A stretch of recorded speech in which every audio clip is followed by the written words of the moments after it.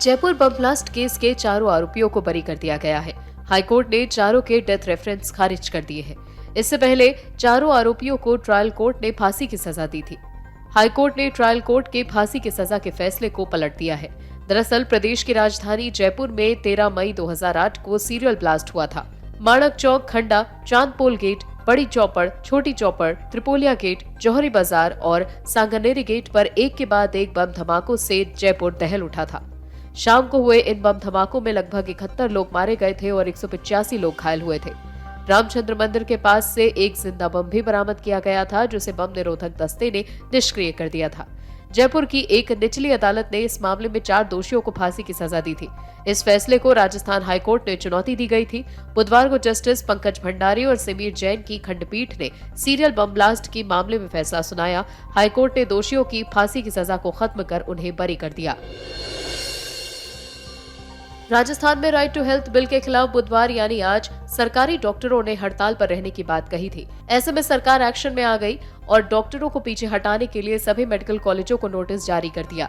एक तरफ निजी अस्पतालों के चिकित्सकों द्वारा आरटीएच के वापसी की मांग की जा रही है, वहीं सरकारी तंत्र और महकमे के मंत्री प्रसादी लाल मीणा किसी भी सूरत में झुकने को तैयार नहीं।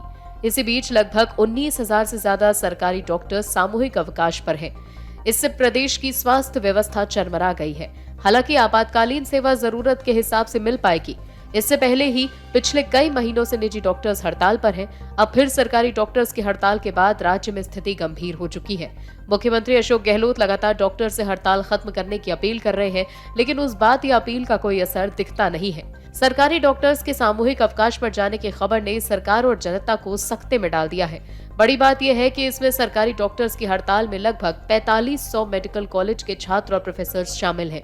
इससे पूरे प्रदेश में आम लोगों को परेशानियों का सामना करना पड़ रहा है। इससे लगभग प्रदेश के 14,500 सरकारी डॉक्टर छुट्टी पर हैं। सभी सरकारी ओपीडीज बंद रहेगी।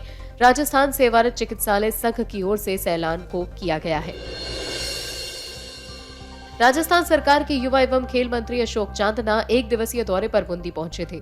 यहां उन्होंने जिला प्रशासन के अधिकारियों के साथ समीक्षक बैठक ली। बैठक में मंत्री चांदना ने कई अधिकारियों पर काम रोकने का आरोप लगाते हुए उन्हें धमकी भरे लहजे में फटकार लगाई।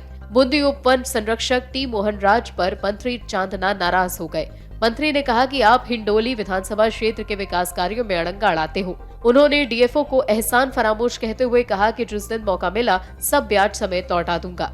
इस बैठक में जिला कलेक्टर रविंद्र गोस्वामी, जिला प्रमुख चंद्रावती कंवर, एडीएम मुकेश कुमार सहित जिले के तमाम जिला स्तरीय अधिकारी मौजूद थे। मंत्री चांदना ने सभी अधिकारियों से विभागवार जानकारी ली। मंत्री अशोक चांदना ने डीएफओ मोहन राज को धमकाते हुए कहा कि फिर कभी ऐसा मौका आया तो आप लोग आग के ढेर पर बैठे हैं, हमारे काम नहीं रोक रहे हो, अपने नीचे आग लगा रहे हो। मैंने कभी आपको फोन नहीं किया, लेकिन आपने जितने भी काम रोके हैं उन सब की जानकारी मेरे पास है। आप लोगों की भावनाओं को ठेस नहीं पहुंचाना चाहता, लेकिन जमीन पर सरकारी योजनाओं को लाना आपकी नैतिक जिम्मेदारी है, आपका कर्तव्य और ड्यूटी है।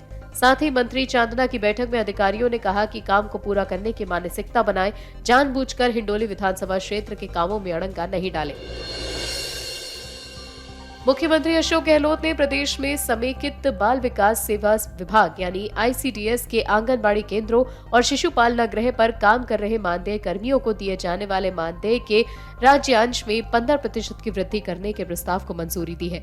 राजस्थान सरकार ने आईसीडीएस विभाग के आंगनबाड़ी केंद्रों पर काम कर रहे मानदेय कर्मियों, आंगनबाड़ी कार्यकर्ता, मिनी आंगनबाड़ी कार्यकर्ता, सहायिका और शिशु पालना गृह कार्यकर्ताओं के मानदेय में 15% की बढ़ोतरी कर दी है।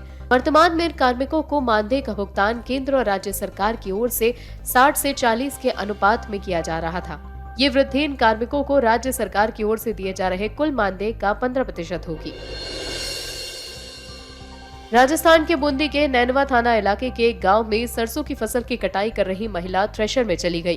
कुछ ही सेकंड में महिला के शरीर के कई टुकड़े हो गए।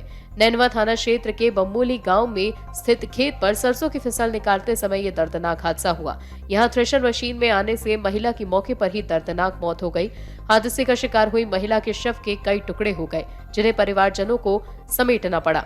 जानकारी के अनुसार 35 साल की महिला रामजानकी खेत पर फसल निकालते समय अचानक थ्रेशर मशीन की चपेट में आ गई।